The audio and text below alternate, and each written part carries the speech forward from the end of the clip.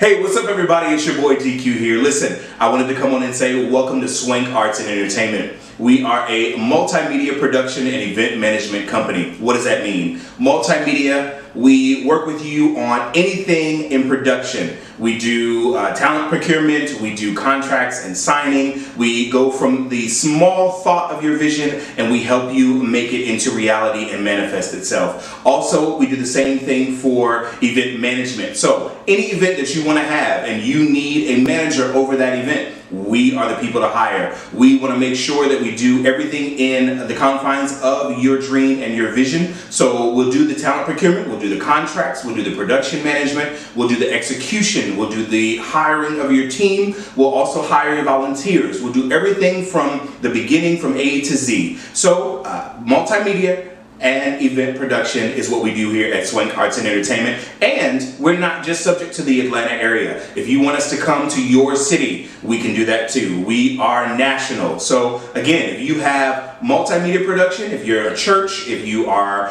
a person that is doing blogs and videos and things like that, and you need help on the back end, we are the people to think about. And then also if you have a conference or an event or anything of that nature that you need management over, think of Swank Arts and Entertainment. We're so glad that you have joined us and looked at this video, and you make sure you can check out swankartsent.com for more information about Swank Arts and Entertainment. You can also check us out on all social media platforms, YouTube, Facebook, and Instagram under Swank Arts and Entertainment LLC, and Swank Arts ENT on Instagram. Again, we're glad you're here. We want to serve you and the community, and that's what we're here for. So again, swankartsent.com.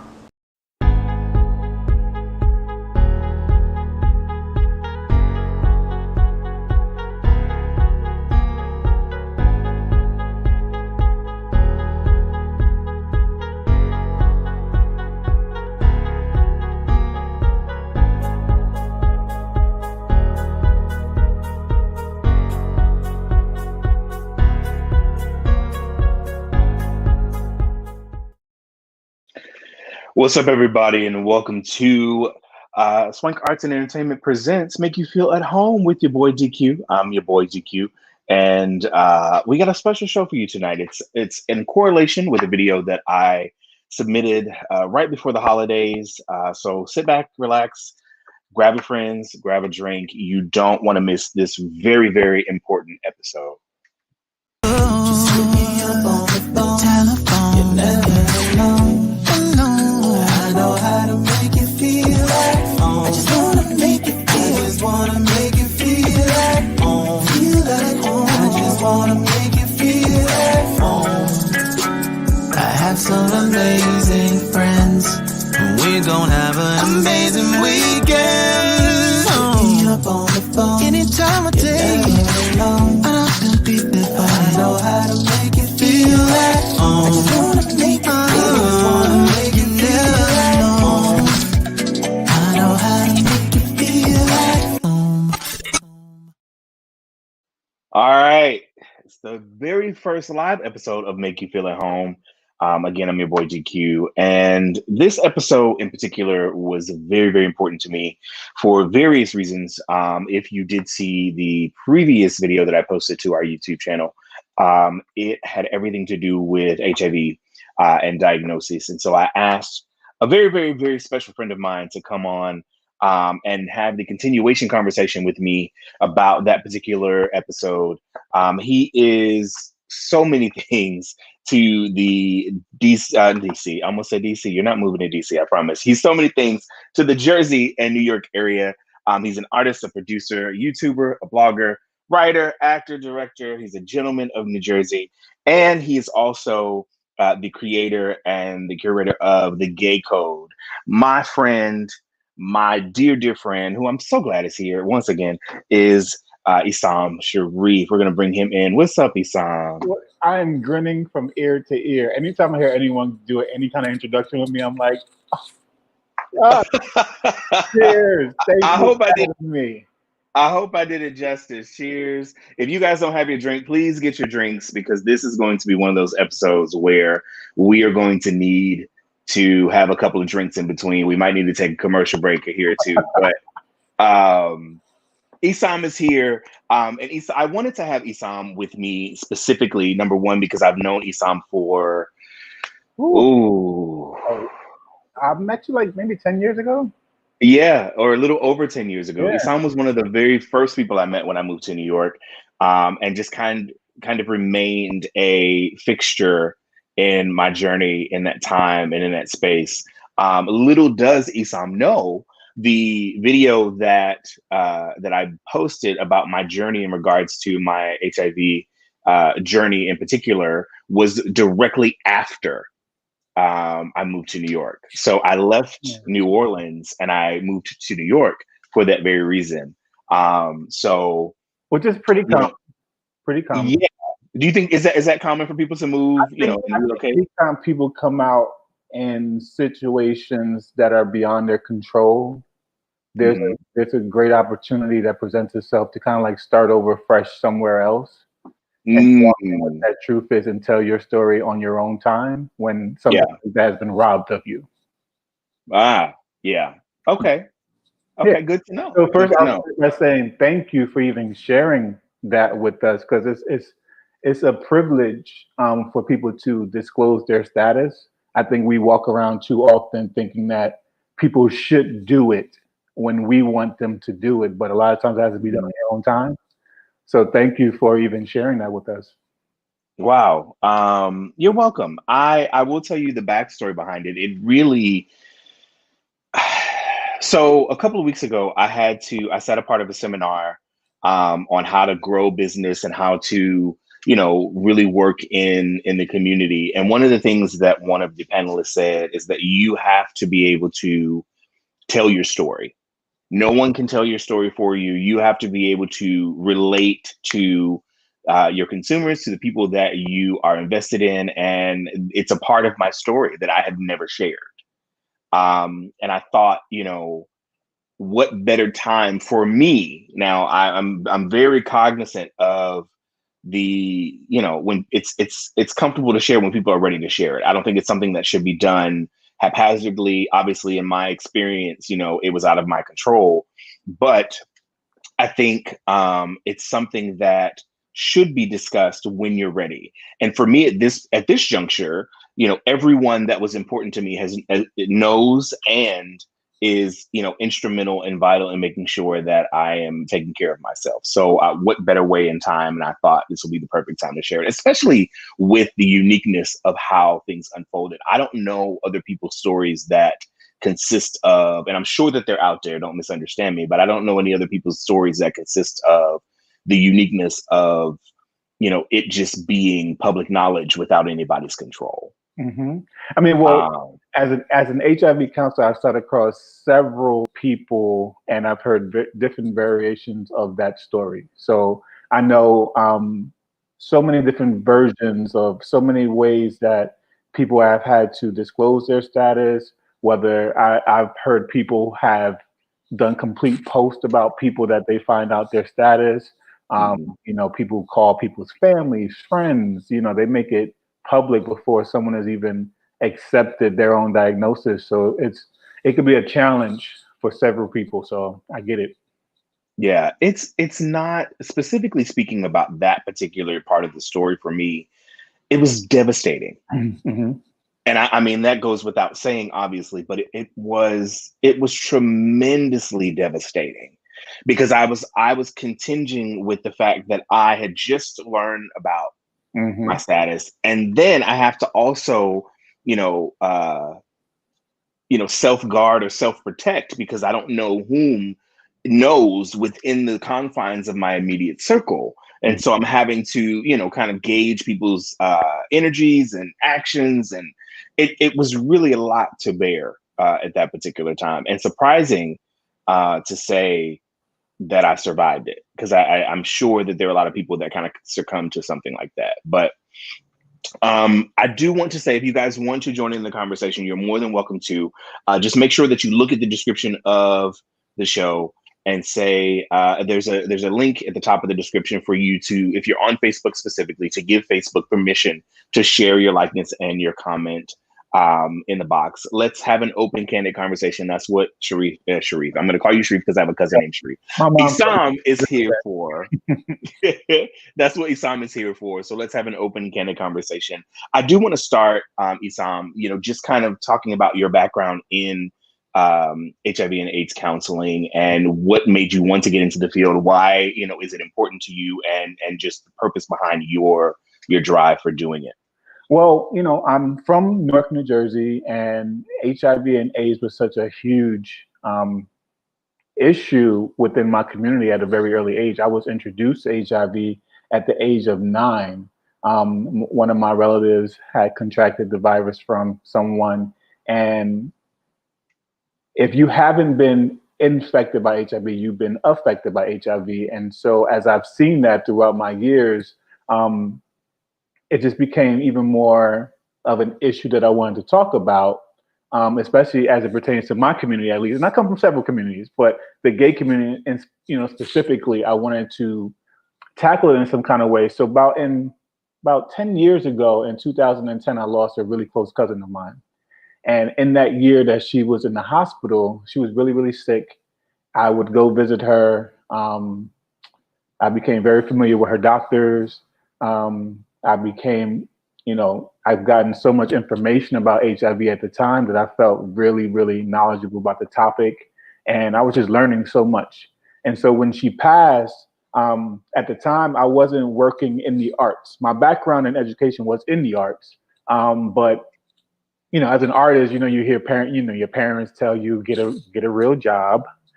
And so I had a real job. And during her passing, I was going through my own grieving. And so I wanted to do something to honor her. And so what I knew to do was paint. And so I said, I'm going to do an art exhibit in her honor. And so I did that, and that kind of like catapulted everything for me back into the arts. And so I knew that I wanted to do something in that field. What I wanted to do, I didn't know exactly. And so eventually, as I was going through my own journey of like life and like learning and mental health and everything, I decided to create Gay Code, which to me was a way to discuss prevention in a unconventional way. So I wanted to talk about it without talking about it necessarily directly, and kind of like slide information in. So the root of the show has always been about prevention. And for those who get it, they completely understand it and see it for what it is, because we do it in a way that people don't feel like they're being, reprimanded or told what not to do. We discuss what we do, and we also just slide in how the best ways that you could be safe while doing what you do. So from that, I would call her doctor, who I've become friendly with, to get information, right? And so she knew what I was doing within the community. So there was a position available at the St. Michael's Hospital, and it was a new position that the state had been pushing called the community health worker. It was community outreach, and it was rooted in emotional support. And so she was very well aware that I was emotional support for my own cousin. And so she thought, I would be a good fit to come into the clinic and be emotional support for anyone who had come into the clinic with an HIV diagnosis, someone who was living with HIV, who just needed support outside of their medical professionals who were taking care of them in a completely different kind of way. And so I started working at the hospital 3 years ago and fell in love with it even more. So it was just really gratifying to be support to other people in a way that, the support that I was offering my cousin, unfortunately, was too late at the time. So now I was able to give support to people to make sure that they took care of themselves and lived their best and healthiest lives. And so from there, I transitioned from that position to HIV counselor. And now I'm doing testing, and I'm going into the community, and I'm testing those there, and also giving them resources and giving them emotional support. And I love it. Wow. Yeah. Wow. Awesome. It's a passion for me. I mean, I've seen too many of our people still, unfortunately, the stigma of HIV is still so strong that a lot of times you see our people dying, and the first thing people ask is, how do they die? And then you see this air of mystery around how they die. You go, I mean, no one ever is mysterious about cancer. No one's ever mysterious about any other ailment, but HIV. And so I thought it was important to do the work and help other people do their work too. I love it. I love it. And I think that this area of work within our community does not necessarily get it highlighted as much as I think it should. I'm sure that there are tons or thousands of other people within our community that do the same kind of work, but maybe don't receive the kind of praise and or accolades that they should, because they are literally doing the grassroots of what should be done within the community. I mean, honestly, until I started working in this field, I didn't realize how many people I knew who were already working in this field. And so now I'm like, oh, I didn't know you did this. This is what you do? Oh, great. I mean, this is great for me and the people that I serve to know other people that can help them in other ways. But like, I had no idea. And too many times we only hear HIV in two different ways. We usually hear about people dying or people gagging over their diagnosis, right? So we hear the shock and awe of it, and then we see the death. We never really see people living with HIV, happy, healthy, productive lives, and what that could look like for someone else who's newly diagnosed and saying, I don't know what my life will look like moving from here. I think that's a great segue into, some of the responses that I received when the video aired was the fact that the boldness behind what it took for me to be able to utter the words and actually put it out there publicly. But I think also, my own stages of, emotion that I experienced receiving the diagnosis. And I think that's something that we don't talk about enough as well, in regards to, there are literally stages, as there's stages of grief, there's stages of, death, there's stages of, when you receive any kind of diagnosis. It doesn't necessarily have to be HIV, but when you receive any kind of diagnosis, you go through these various stages. For me, it was, obviously fear initially. There was anger, with myself and with the situation. There was depression to a degree, because I felt like, this was it. There was nothing that I could, do at this point. I mean, this is like the pinnacle. I hate to give it a status as such, but this was it. This was the be all end all, and then it really, really kind of trickled down to, not feeling like I would ever be loved and wanted ever again. And that particular, I guess, stage in the experience is something that I think a lot of people deal with that we don't talk about.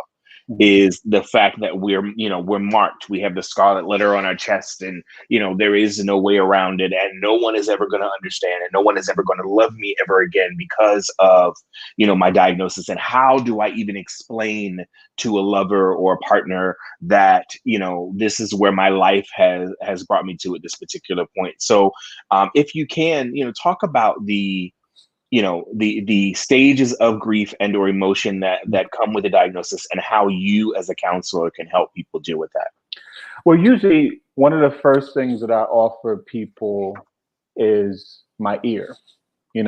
Like, this is a safe space. Anytime anyone is confronted with an issue like this, whether it be HIV or anything else, they need to feel safe and protected with their information first and foremost, that what we're talking about isn't leaving this room, right?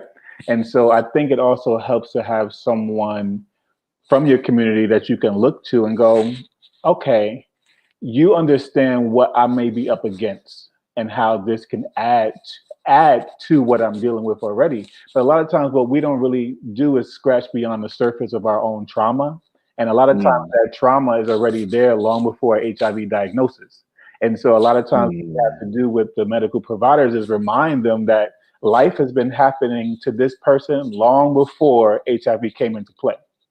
So a lot of times I always have to remind them that, with your medical care comes a lot of other services like mental health counseling, psychiatric help, substance abuse counseling. There's lots of help available. A lot of times people are more concerned with people finding out and being seen in clinics. And so therefore, they don't even know where to begin. And so a lot of times, any little thing triggers them again to deal with their trauma from even their diagnosis and whatever came before the diagnosis. So it's really about having safe spaces to have open conversations and just be able to talk and feel comfortable enough to talk, because a lot of times people aren't trusting of people to begin with, let alone come into a whole agency where you have medical counseling, you have all these case managers, you're being pushed through all these different people. And a lot of times I have to remind the clinic, that's a lot. That's a lot to go through. Like you're constantly, it's almost like the coming out process. Yeah. Always having to come out again and again and again, and it never ends. Like someone new always has to get the information, and then you have to deal with their reaction to your information. And so I always just try to remind people that what we're here to do first is take care of you. What is it that you need done, and how can I help facilitate that? I'm just here to support. Whatever you want to talk about, let's do that. And I think just that, and that alone sometimes gives people permission to care about themselves in another kind of way that they hadn't considered before. Because a lot, we're going through life, looking for love. Like I've heard so many people say, is anyone else gonna love me again? And I'm like, as many clients as we have here in your same situation, and we're just one clinic of many in this county. There are plenty. I've sat across a couple, both patients at the same clinic, neither one of them knowing, and hearing both of them talk about not being ready to tell their partner, not knowing how their partner will accept it. And I'm like, you'd be surprised how many people are going through the same exact thing as you, and they're just waiting for someone to, bite the bullet and say, hey, this is what my truth is. And then I say, you might be surprised, you'll get a lot of me too, before you get somebody going, no, I'm good. And so I think the more, and I always tell people, when you're newly diagnosed, what you need to know is everything you need to know about HIV, because you're going to be up against so many questions that people don't have answers to. People don't know. People still are reacting to HIV as if this was 1982 and don't know the updated information. So, whether you come from old parents, grandparents who raised you who don't know, you're coming from people who are dating who just don't know. And so I said, the more you know, the better you will feel about yourself, and the better you'll be equipped to tell someone else. And so I think that whole, the stages of grief are what everyone pretty much goes through. Like depression is unfortunately a high percentage of the patients that we serve, because a lot of times no one knows their diagnosis. They don't have a support system. And they're trying to make it in this world with everything else that they have going on. And so what we try to, well, at least what I try to do as a counselor there is just kind of like give them some relief in one specific area. So it's one less thing that they have to worry about. And so when we talk about HIV and we break it down for them so that they even understand what HIV means and what it does to the body, we also have to remind them what it does to the heart, what it does to the spirit, and help them move forward in a positive direction. Because there's people who have been at that clinic for years. I mean, when my cousin passed, she had been positive for 20 years. And unfortunately, hers is because she stopped taking medication. But we have patients who have been there since the beginning in the 70s, like that are still alive and kicking and are doing well. So when they see examples like that, or when they're comfortable enough to go to a support group of their peers to see other people who are in their same exact situation, I usually try to do like a buddy system for people with their consent, of course. Like, I usually will be like, oh, listen, I know someone your same exact age. He feels the same exact way. He's scared of people knowing. I feel like I know him well enough to feel like your information is safe here. But let's meet up. Let's have lunch, and let's just have someone else that you can lean on who is walking in your same experience. And a lot of times that's what they're looking for. They're looking for someone who has a shared experience. And even if I don't have the same shared experience, if I can put them in the hands of someone who has been taking their medication, is doing well, successful. They can walk them through all that extra stuff too, and like give them the extra support that maybe I can't. Yeah, I think that's one of the reasons, another one of the reasons rather, why this video was important to me, because I wish I had that in my season, or my time of being diagnosed. You know, we're talking 2007, 2006. There were two things that you mentioned. There was that, and particularly, I wished I had someone that was, you know, there to kind of be the buddy system for me, but I didn't. And then secondarily, it was, you know, how important it is for medical providers to understand the role that they play in, you know, giving the diagnosis. You know, particularly the doctors that I had first encountered did not care. They were I was another number, take this medication, you know, and I'm asking pertinent questions. Are there side effects? Are there things that I need to know? Nope, just take it, you know, and that led to hallucinations and, you know, all kinds of amazing side effects that, you know, I was not prepared for. And again, going through it alone to a degree was, you know, extremely jarring, you know, and then not really having the person that I assumed, meaning, you know, medical care physicians, not having them able to say, okay, let's talk about how this, you know, what you need to do. And as I even think about it now, and I completely forgot about this until this very second, I went to the doctor, got the medication, took the medication, had the, you know, side effects, and then went back to the doctor, and the doctor wasn't there, but there was a nurse. And I, you know, went to her and I was like, listen, I don't know what's happening. I'm having these side effects. I don't know what's going on. I just got this diagnosis. And she pulled me into her office and she said, did he give you any kind of instructions? And I said, no, he just told me to take the medication. She said, oh my gosh, like you have to, you know, she said, take it at night, take it with an Advil, go to sleep, you know, so that you sleep on it as opposed to taking it during the day. She said, your body has to get you, like she explained everything that should have been explained by the doctor. But I think far too often, you know, or now I'm sure probably not now, at least I would hope not. But back then, far too often, you would have medical professionals who would just not have the empathy, I think, that's necessary for this kind of diagnosis. I'm quite sure if a cancer patient walked in, someone that's newly diagnosed with cancer, the doctor's not going to say, okay, well, you got cancer, and then just walk out, you know, without any kind of, am I shooting too high? No. You're hitting a lot of the things that I've heard patients say before, which is why the community health worker program was such an essential part of, an essential addition to the clinics, was that they were there specifically for emotional support. I know that the clinic that I'm at serves about 1,200 people, and the providers see a lot of people throughout the day. And a lot of times, you know, we try to be mindful of people's time. So we want to get you in, we want to get you out, not to rush you out, but to make sure that everyone gets seen, everyone got jobs. You know, you want to be mindful of that. And so a lot of times they lack that empathy that everyone needs in dealing with something like this. And so the community health worker plays a huge role in emphasizing that support in that way. Because a lot of times they don't even think about that you represent a million different things to them. So you sitting there with a male provider, you represent a father. You represent relationships that they don't have. A woman can represent a mom, and so speaking to you can be like speaking to their mom and saying it out loud. I'm HIV positive. I'm dealing with this. It's traumatizing. They're dealing with a lot of heavy stuff.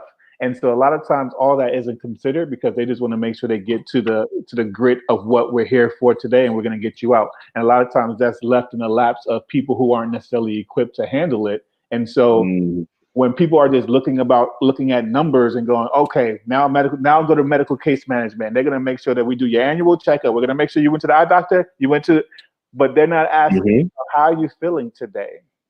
Like, it's been a year, it's been a month, it's been a day. What's going on? Like, how are you feeling at night? You know, like how's the medication making you feel? Like there hasn't been enough. And you don't get me wrong, there are providers who do that all, and they'll spend an hour with one patient.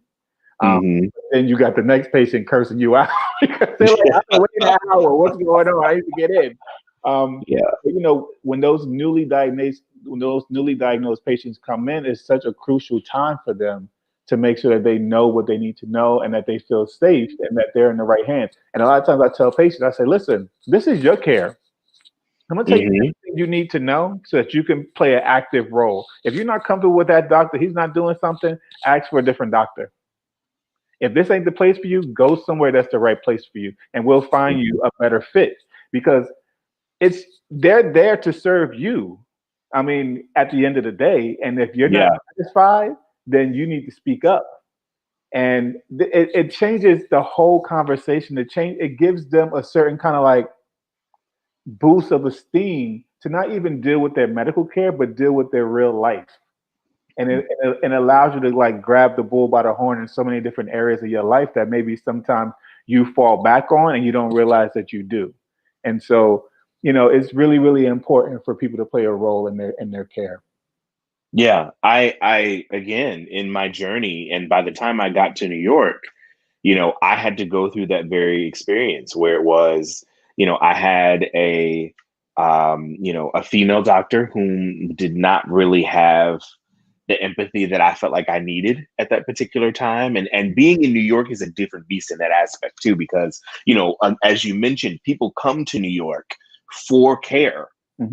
You know, because there's care in New York that you won't get anywhere else. I think solely, you know, because of it being such a crisis center, you know, or the birth crisis center, if you will, for HIV and AIDS in the era that it was, so that there is more providers, there is more resources than you find in any other city. And so you know, the first doctor I came across, I was like, no, she is just treating me like a number, and I don't need that right now. I need somebody that's going to hold me accountable, but then also be interested and invested, even in the smallest bit, in how I'm progressing and how I'm doing. And that is powerful. That does allow you to be in a little bit more control, probably, than you have felt since you've been diagnosed. If you take that control and say, you know what, well, then I'm going to navigate the narration of how this is going to play out for me. That becomes extremely powerful. Talk a bit about, you know, I don't know how much. Real quick. It also helps with retention. So a lot of times, a lot of things that the clinics are really trying to tackle is retention, making sure that these patients stay in care. And so when they look at the main reasons why people aren't staying in care, it's for those specific reasons where if they don't feel connected to their doctor, they feel like a number, they just won't come. They just won't take their medication, and they'll just go about life and not even think about it. So it's really, really important that we don't do anything that turns them off from staying in care. Yeah, I will agree with that, because there was a lull in a period for me where, because she was not empathetic and because I did not necessarily feel like I had, you know, people in my corner in that particular space or that time, you know, I just was like, well, if they're not going to care, I'm not going to care. I'm not going to take my medication. I'm not going to continue to do what I need to do. So yeah, there was that period of time. And I think somebody needs to hear that you can come back from that, because I'm quite sure that somebody's watching this saying, you know I need to be a little bit more responsible as it pertains to my health, and I need to get back on the ball. I need to get back. You can come from that space of not caring, because you may not have what you need in your corner, or you may not have the empathy. So yeah, that is absolutely poignant to say.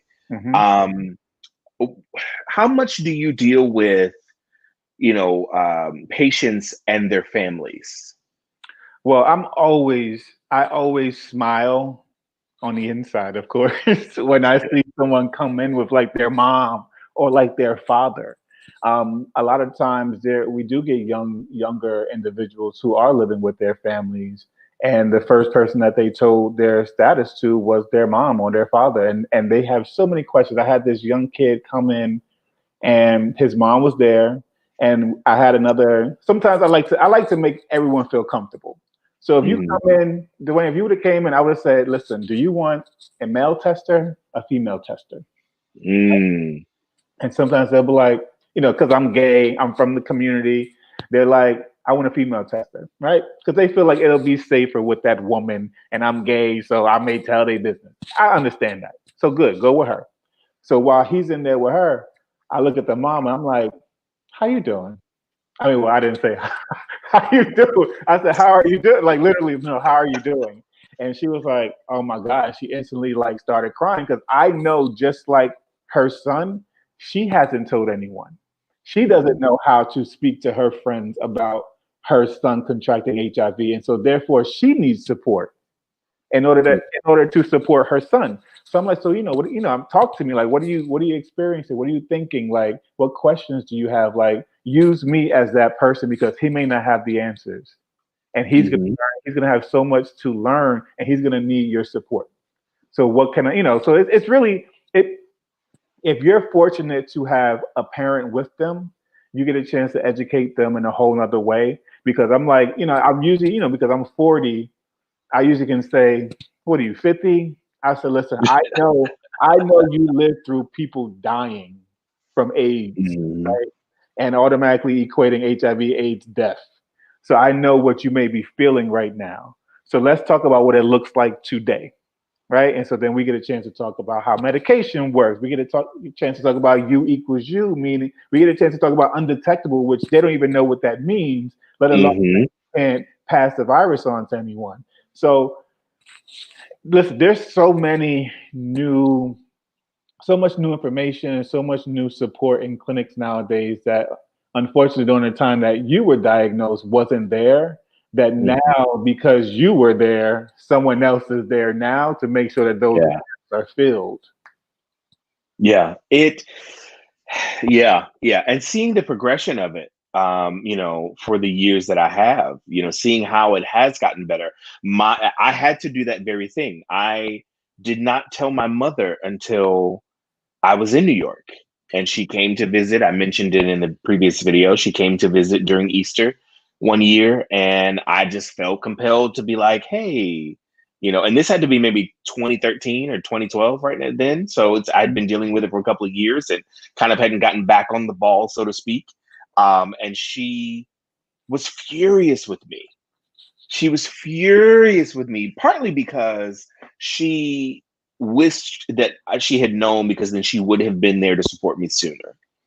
And I feel like I can understand that because I took that from her. However, she was still, of the age of the era where people have died from it. She's just not sure how this is going to turn out. And so I had to make an emergency appointment with my primary care physician at the time. You brought her in. Like the very next day, to bring her in and say, hey, I just shared it with her. She has questions. You can ask him whatever you want to ask him, and he'll be able to give you as much information to ease your mind so that I am not, out here living reckless. I mean, I always try to have huge conversations about disclosing, right? And so I always say, listen, I don't know your mom. I don't know your father. I don't know your boyfriend or your girlfriend. You know them better than I do. So tell me about them. How do you think they'll react? Have they seen HIV before? Like, has it been in your family? Do they have a friend? Tell me what you need to know. Tell me what I need to know so I could better assist you in maybe different ways that you may want to disclose to them. Or even if you want to bring them in, we can talk with them. They can talk with me. They can talk to your doctor. They can talk to your nurse practitioner, your case manager. There's several people we can get them to talk to that they may be able to get another perspective that they hadn't considered. And so I think I think you made the best choice for you at the time that you made it. I think by the time you told your mother, you were extremely comfortable, you were in good health, and you felt confident in telling her your status while fear of you being sick or dying. And so therefore you didn't have to worry about that. And a lot of times, some people don't have that option. Some people, I've been there where parents are finding out about their child's status when they're on their deathbeds. Wow. And so it's always a great I always tell people, when you tell them, are they going to make this about them or you? Because right now you're dealing with so much. I don't want to add another layer of your process. Yeah. So if you need a moment to get there. There's no rush. if she feels bad about it, she's gonna have to feel bad about it. Like we want Yeah. the priority is you. And hopefully they'll understand that. And I'm sure your mother felt a little robbed of it, but I'm sure she understood that you were still dealing with the reality of your diagnosis. I mean, it sometimes that doesn't go away for people. Like there's still Yeah. people who I know every time they take their medication, they're triggered. It's a reminder. Hmm. It's a reminder that there is, well, and it's also in how you perceive it or how you look at the bigger picture. Hmm. But for some, it's a reminder that there's something wrong, Hmm.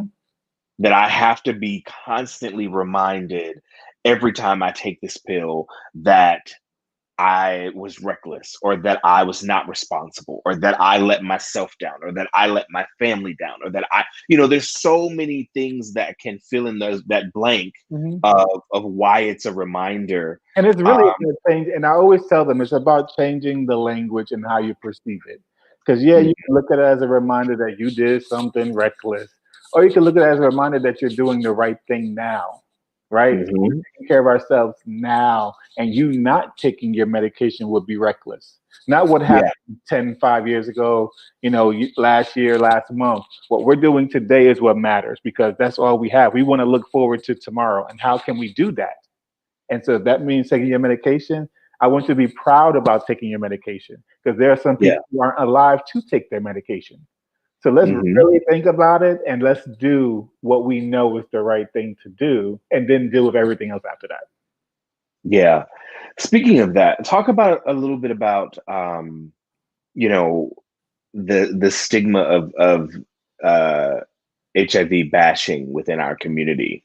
I'm quite sure that you've come across it in your line of work. Mhm. How do we as a community kind of eradicate the bashing that happens for some people that are so ill educated as it pertains to HIV?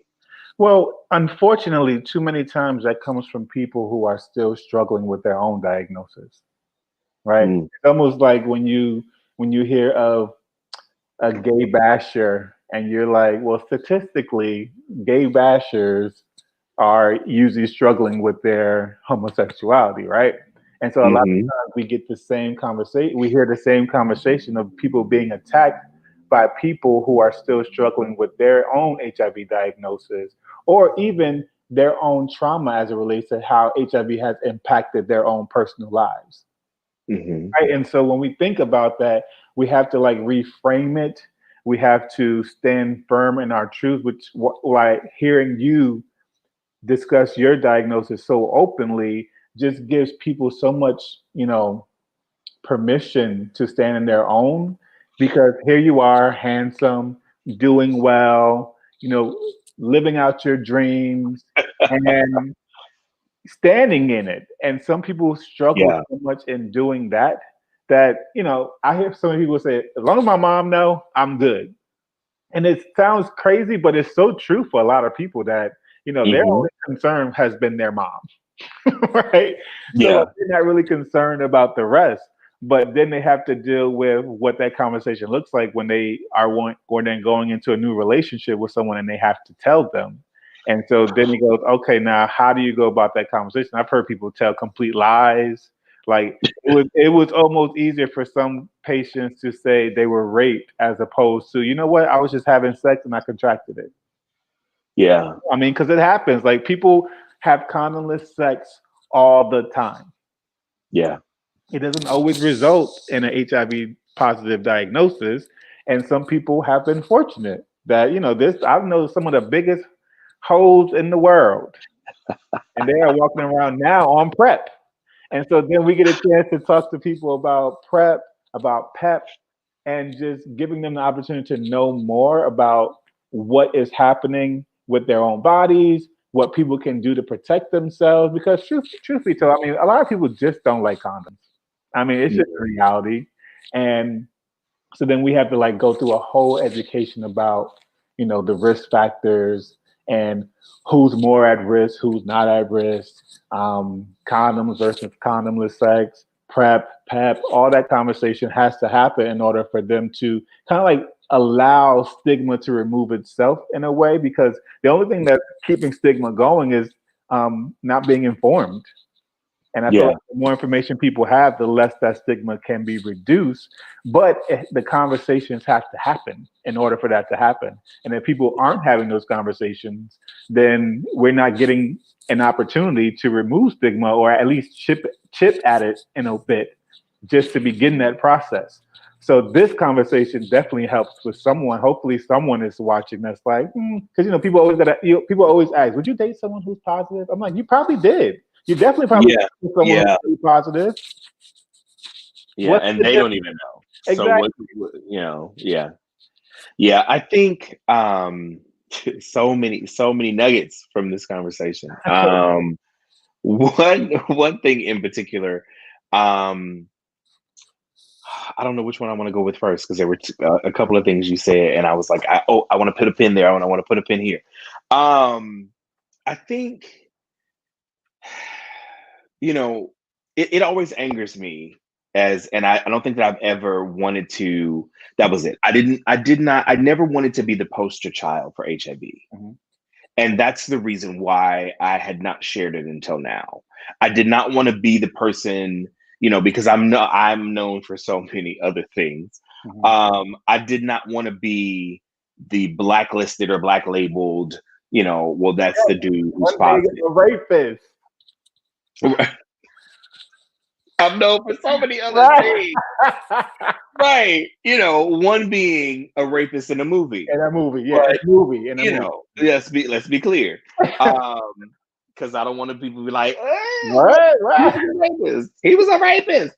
But yes, but that's my point. You see what I'm saying? Like, there's so much more to who Dwayne is that I didn't want it to be, this is what people saw when they saw me. You know what I mean?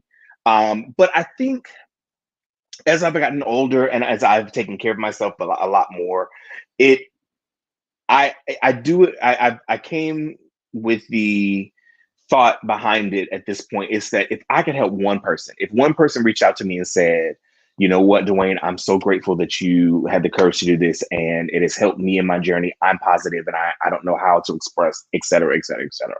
Then I've done what I'm supposed to do. I've done being the support for someone that needed it in the time that they needed it. The other thing that I wanted to highlight or pin that you mentioned, because PrEP is what it is, and PEP is what it is at this point, that is kind of an scapegoat for a lot of people to even do the work that they should do in terms of getting tested and making sure that they are taken care of. It is kind of the scapegoat to say, oh, I'm on PrEP and I'm good. But in reality, you use that to hide behind because you have not done the work. You haven't gone and gotten tested. You haven't done, what it takes to make sure that you are healthy.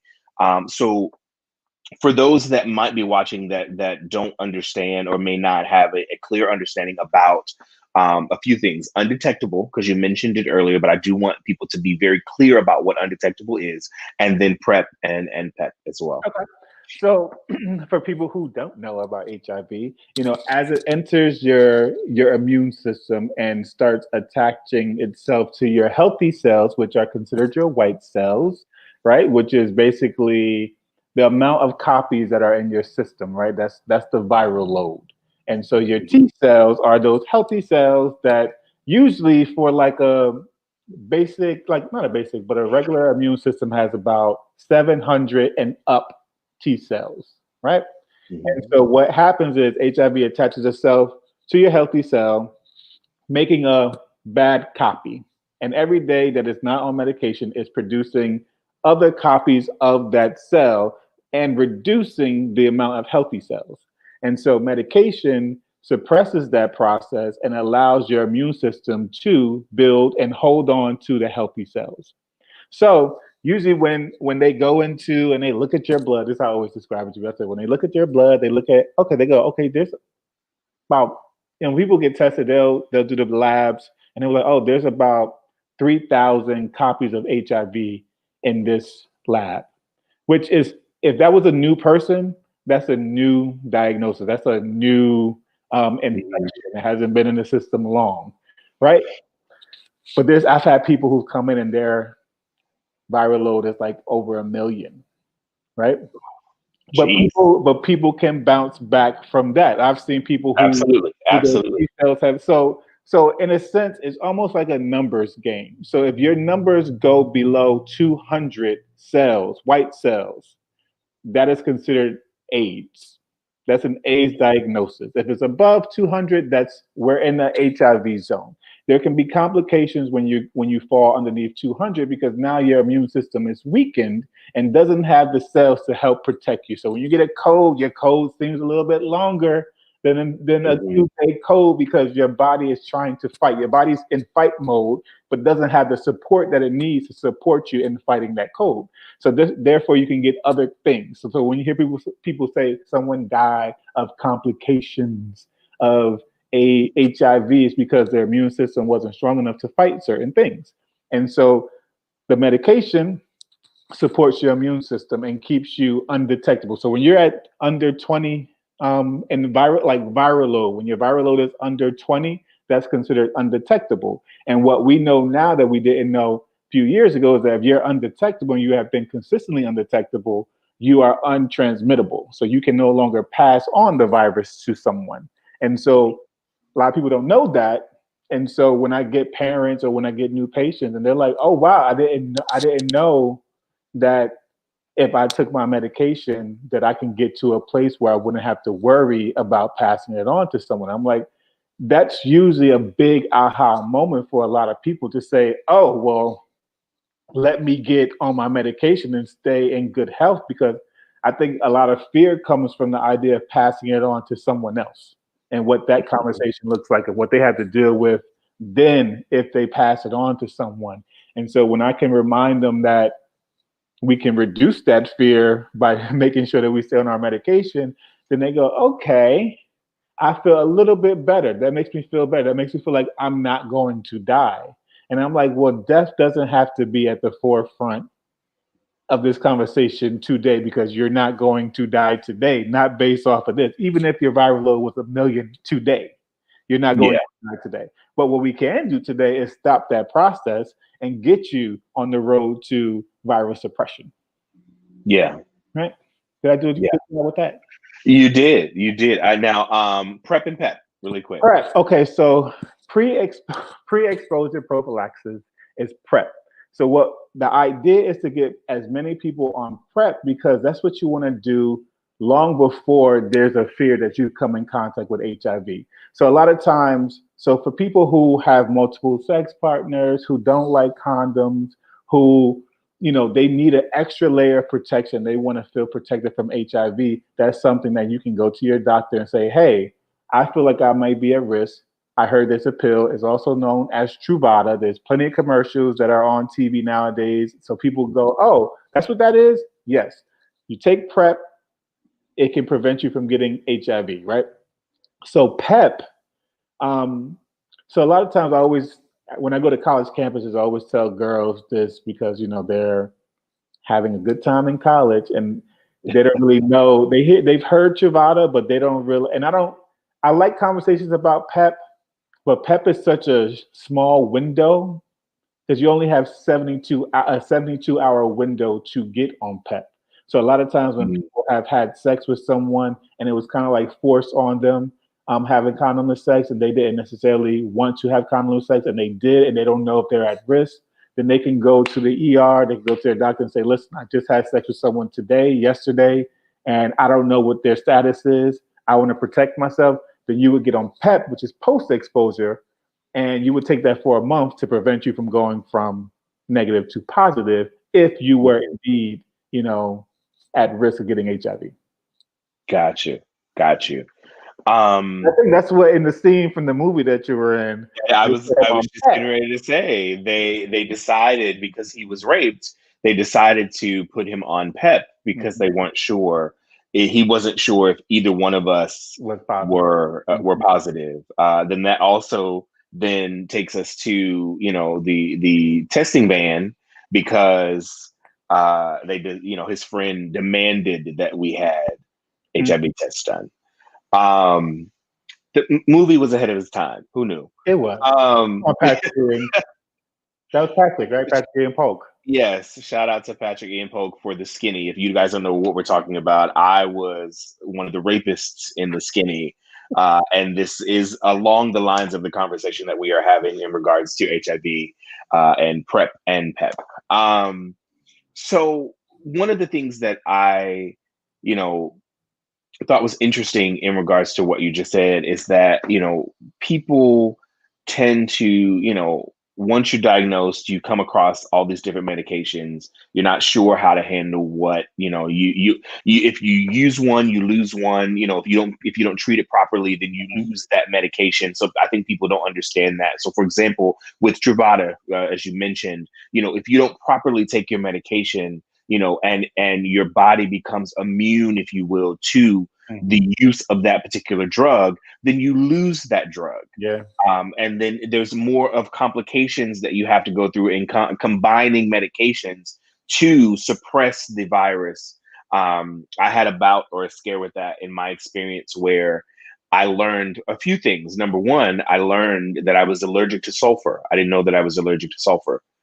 Because the doctor put me on a combination of medications, and I started itching profusely, but no rashes. And I went to the hospital, like, I'm not sure what's happening, and they asked me about the medications that I was on, and that led to me learning that I was allergic to sulfur. I mean, But really, like when it comes to the medications, it's really, really important to understand the medications that you're taking, understanding whether or not you should be taking it with food or without food, and understanding the timetable. Like, I don't think is emphasized enough to people that this is like, take your medication when you know you can take your medication. For some people, they think, oh, I'm gonna get up in the morning and take it at 8 o'clock in the morning today. But I'm like, do you get up at that early every day? Okay, because that means you're not going to take it the next day the same time. So you're better at like 1 o'clock in the afternoon. Take it at 1 o'clock in the afternoon, because you only really have like a 2 hour window after the time you're supposed to take it that you can take the pill. Because if you don't take it at that time, don't bother about taking it at 5 o'clock. Just wait the next day, because honestly, medication like that is good in your system for up to about 7 days. So it's better to stay on the track than like completely getting off and going in another direction, because you'll end up being a multi-drug resistance, which if you ever seen a chart for HIV medication, they'll be like, okay, you see this little spot right here? Those pills no longer work for you. Yeah. Those pills no longer work for you. So now you only have this little block of medications that work for you. And so you don't want to have to deal with issues like that where you have very limited options as what you can take. Yeah. Yeah, it's sobering to a degree, obviously, to kind of get you to make sure that you take the medication the way that you should.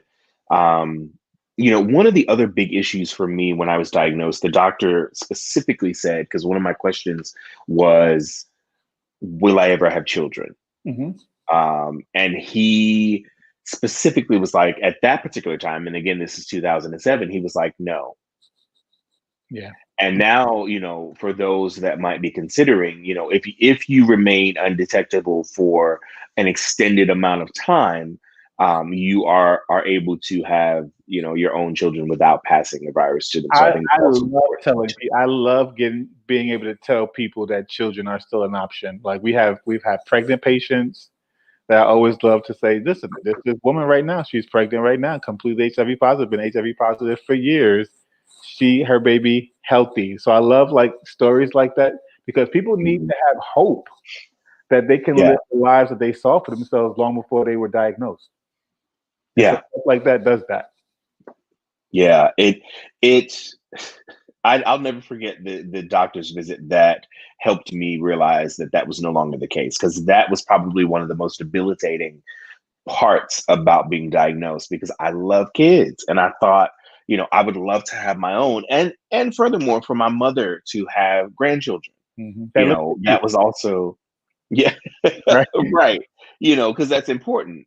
So I think that is extremely important for people to know, that you can still have children and be happy and healthy as long as you remain undetectable for a long period of time. Is there any other, because you are on the front lines of HIV and AIDS, is there any other things, myths that you want to kind of dispel that we, might have learned earlier on in the earlier years that one are not an issue anymore. One of the things that you talked about in your video that I'm like, oh, I'm so glad that has changed is the fact that before 2010, if your viral load was considered a healthy viral load, they didn't put you on medication. And so what ends up happening is that people fall into harm because they're thinking their body is good. They don't have anything giving them extra support, that they're good. And then I've seen people come in and go, oh, I wasn't on anything, and now I'm sick. So now people are putting you on medication as soon as you're diagnosed so that you don't have to fall into that window of opportunity for you to get sick. So that's one of the things that I loved about, well, what I noted from your video that has changed since 2010. And I just think it's just important to get tested and to stay on top of your own health. Because I mean, no one knows more than you what you're doing out in these streets. Right? And so it should never be a fear to get tested, because there's never a fear for you to enter somebody without a condom or to allow someone to enter you without a condom. If we ain't worried about that, we should be worried about the reality that we may have contracted HIV. If anything, that's the best thing you can do, is to make sure that you know your status so that you don't pass it on to anyone. What else? Oh, did you know that the female condom was approved for men? The big one? The big ones. Really? Yeah, so now bottoms can insert the female condom into them, like and use those for their partners who don't necessarily like condoms and don't want to use them. It's also an option. I haven't tried it. I wanted to try it just to see. Yeah. What it felt. Well, I haven't tried it yet. But but it's nice to know that there's other options other than just the standard condom. I mean, it's just important to have open conversations about sex, right? It's one of the main reasons why when I do gay code, I try to be as raw and as candid as possible, because if we're not comfortable talking about what we like and what we do, then a lot of times we put ourselves at risk of things happening, and we're not comfortable talking about that. So the more comfortable we are talking about what we're into sexually, how we like to be pleased, how we don't like to be pleased, we can then learn about the risk factors and the best ways to protect ourselves. Because it's cool to do whatever you're into, it's fine, but how can we make that work? How can we be safe in what you like to do, so that we're good, you're good, and everyone else who comes in contact with you is good? So it's just being open and honest can be hard, but if you can allow somebody to come home into your space, into your face, yeah, right, your other face, then I know that you are. I know, again, being on the front lines of what are you seeing as it pertains to the younger generation? Obviously, you mentioned you're in your 40s. I'm almost at 40. I've had the experience that I've mentioned in the previous video about dealing with it, and things have changed so much. But are you seeing a lot from the younger generation? Are they more educated? Are they learning more? Are you seeing less of them? Or is it, is it rapid numbers? Like, what are you seeing? I wish I could say the conversations seem different. They don't seem that different. The only difference that I see now is that these kids are coming in with a larger percentage of syphilis, because now syphilis is the STD of the moment that everyone is coming in and getting over and over and over. Jeez. Right? And so sometimes people can't see syphilis, but some people can see syphilis. It'll be on your hands, it'll be on the bottom of your feet, those spots. Right? And so I see a large number of those coming in with reinfections. And within my first year at the clinic, so when I first started, I was working closely with the patients who were lost to care. Right? They hadn't been to the clinic in over 6 months. And it was my responsibility to reach out, find out what's going on with them, go to their house, do a home visit, talk to them, see how we can get them back on track. And one of the first young kids, he was 24. He had been out of care for 2 years, right? And so finally got him in. finally talked him in. Luckily, I knew him from like the art scene, and so he felt comfortable with me enough to come in. By the time he came in, no lie, he came to registration and said, "I would like to sign up for my English course." So everyone at the front desk was like, "What is he talking about?"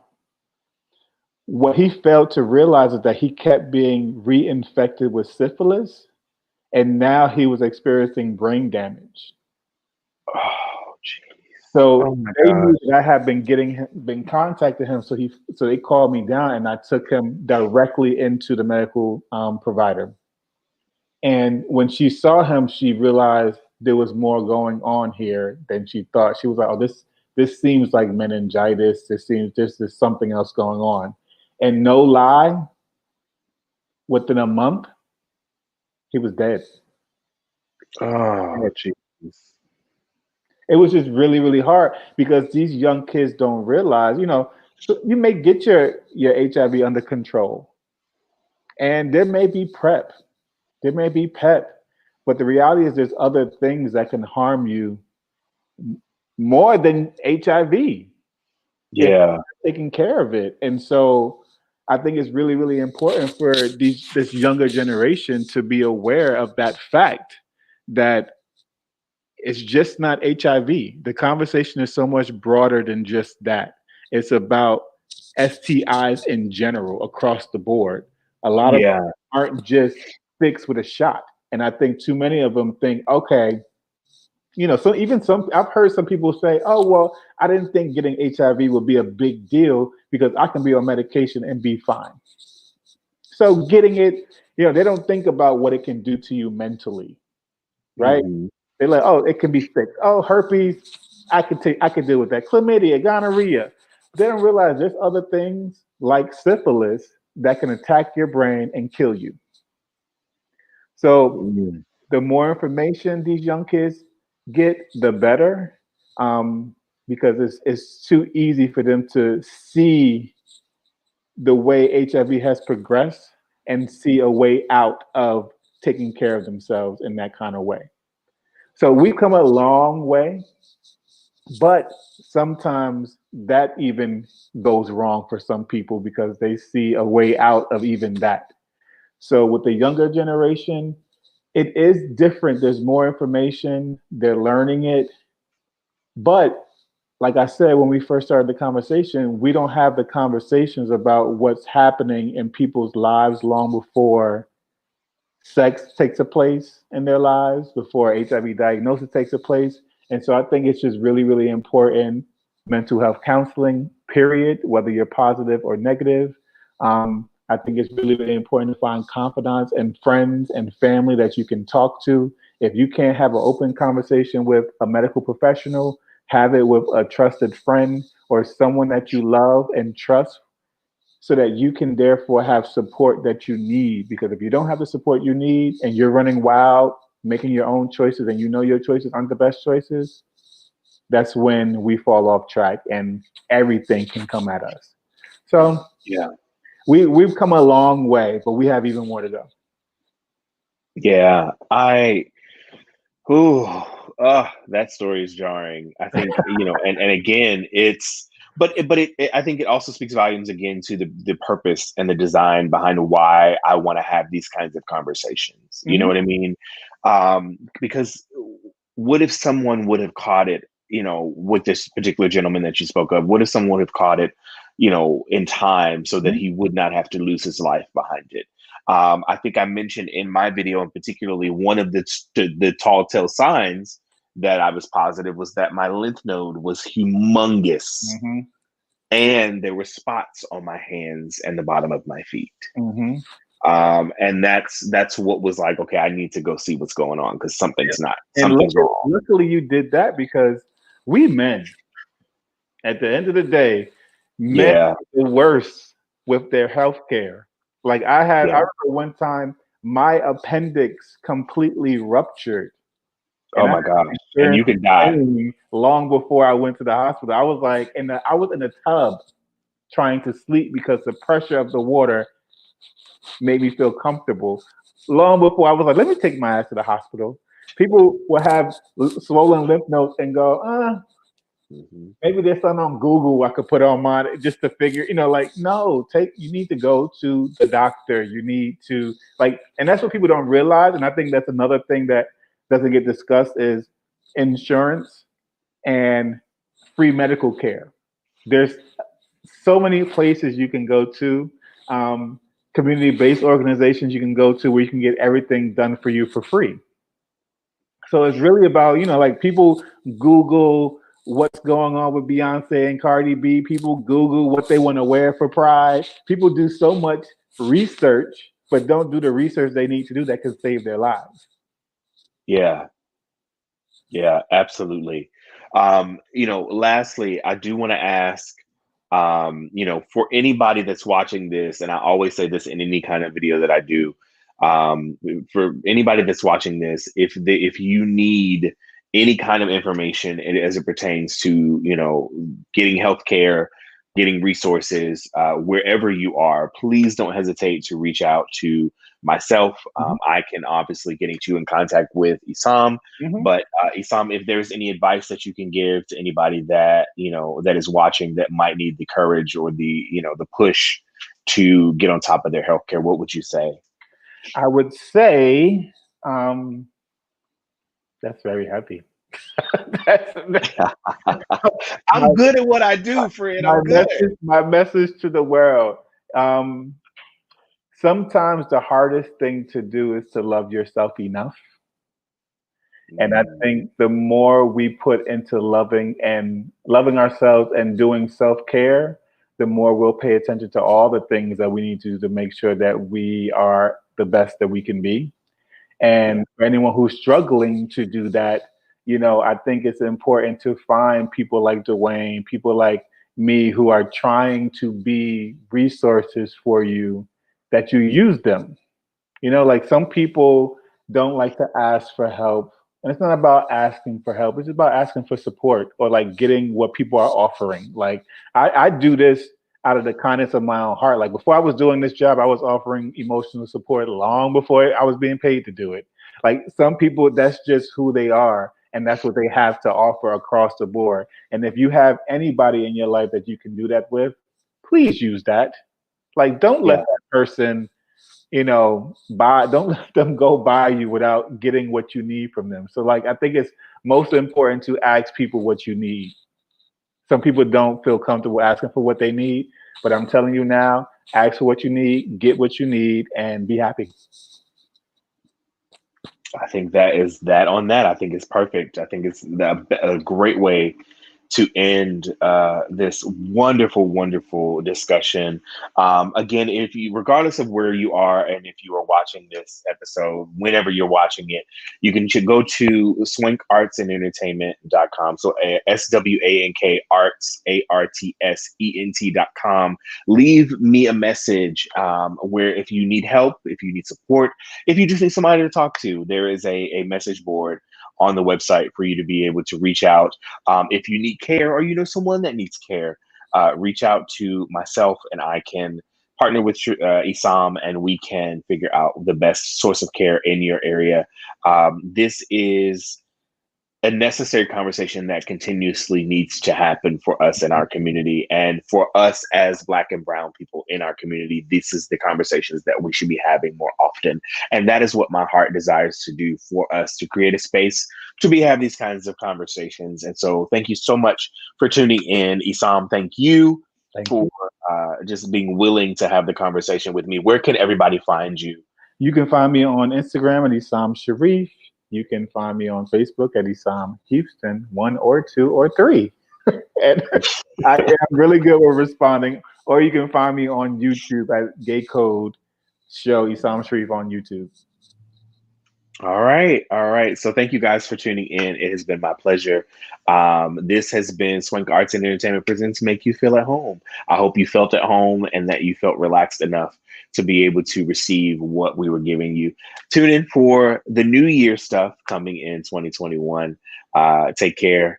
Take care of yourself. Happy New Year to you.